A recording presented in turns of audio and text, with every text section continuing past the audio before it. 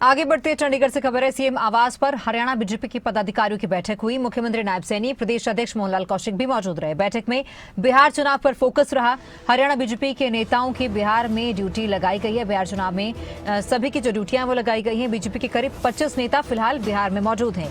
बिहार में एनडीए की जीत के लिए हरियाणा बीजेपी ने ताकत झोंक दी है। बिहार मूल के 1 लाख से अधिक लोगों से जो है अब तक संपर्क हो चुका है। तो बिहार में एनडीए गठबंधन को जीत दिलाने के लिए हरियाणा कि भारतीय जनता पार्टी भी पूरा जोर लगा रही है और हरियाणा के बहुत सारे बीजेपी के ऐसे नेता हैं जिनकी ड्यूटी बिहार चुनाव में लगाई गई है। हमारे पॉलिटिकल एडिटर अनिल मोर हमारे साथ बने हुए हैं। अनिल जी, बहुत ही कम समय बाकी रह गया बिहार चुनाव में। जल्द ही बिहार में चुनाव होने वाले विधानसभा के, जिसको लेकर पूरी बीजेपी इस समय एक्टिव मोड में है। अलग अलग राज्यों से बीजेपी के जो नेता हैं वो बिहार में चुनावी प्रचार के लिए पहुंच रहे हैं। केंद्रीय मंत्री भी जो है बिहार में बड़ी रैलियों को संबोधित कर रहे हैं। क्या लगता है किस तरह का बिहार में माहौल है और एनडीए जिस तरह से ताकत झोंक रही है, किस तरह का आगे जो माहौल है वो बनता हुआ दिखाई दे रहा है? बिल्कुल, देखिए चुनाव बिहार में है, लेकिन जो चुनाव बिहार में है उतने ही एक्टिव जो हरियाणा बीजेपी के तमाम नेता है वो हमें दिखाई देंगे। कल मुख्यमंत्री आवास पर हरियाणा बीजेपी की एक बड़ी महत्वपूर्ण बैठक हुई। मुख्यमंत्री नायब सैनी, हरियाणा बीजेपी अध्यक्ष मोहनलाल बड़ोली इस बैठक में मौजूद रहे।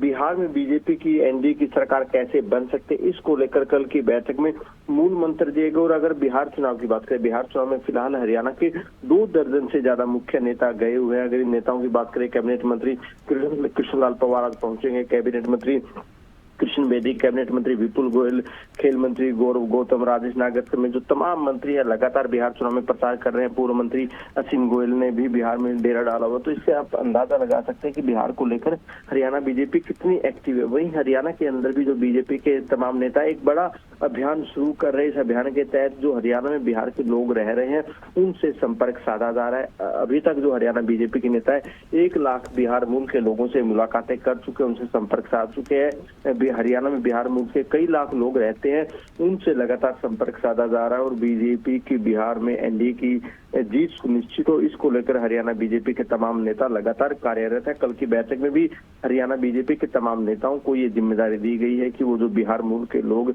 हरियाणा में रह रहे हैं उनके लगातार संपर्क में आया जाए, उनको कहीं ना कहीं एनडीए के पक्ष में वोट की अपील की जाए ताकि बिहार में एनडीए की सरकार बन सके।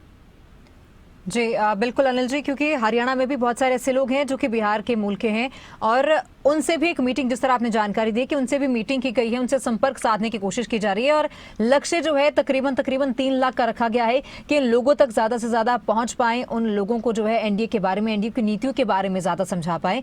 इसका कितना असर बिहार चुनाव में देखने को मिलेगा? क्या सकारात्मक वाकई कोई बदलाव इससे होने की उम्मीद है आगे?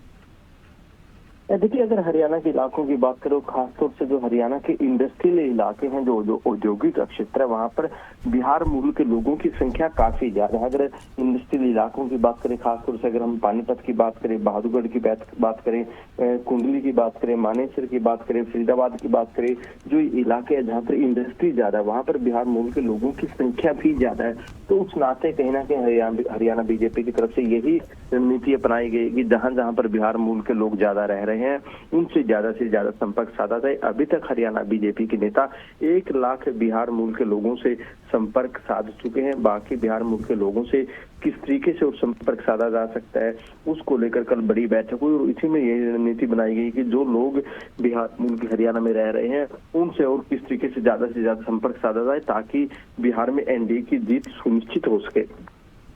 बहुत शुक्रिया अनिल जी जानकारी के लिए, आप बने रहिए हमारे साथ ही।